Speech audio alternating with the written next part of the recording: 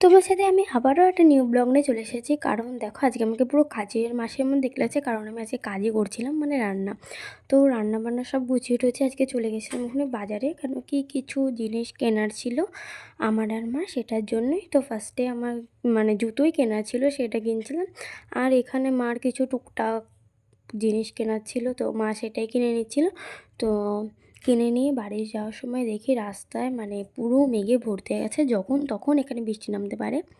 তো এরপর বাড়িতে গিয়ে ফ্রেশ হয়ে মা এখানে কি সাবু কি একটা বানিয়েছিল, সেটাই আমি খেয়ে নিয়েছি। তো খাওয়ার পর লাঞ্চে আমি পনির রান্না করেছিলাম, সেই পনির দিয়ে অল্প একটু ভাত খেয়ে নিয়েছি। আর বিকালবেলা আমি আমার ফ্রেন্ডের সাথে একটুখানি ঘুরতে বেরিয়ে পড়েছিলাম। আর এটা ছিল ঠিক দশমীর পরের দিন, মানে বিজয়া দশমীর দিন। আর আজকে ছিল আমাদের এখানে ভাসান।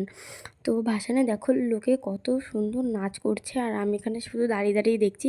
কেন কি আমার নাচতে একটুকু ইচ্ছে করছিল না, পা হাত পা পুরো টাইট ছিল, এতদিন পুজোতে ঘুরে পা হাত পা পুরো টাইট হয়ে গেছে। আর এখানে দেখো ভাসান একটার পর একটা যেতেই চলেছে, আর সব এখানে কত সুন্দর বক্স বাজিয়ে ডিজে বাজিয়ে নাচছে।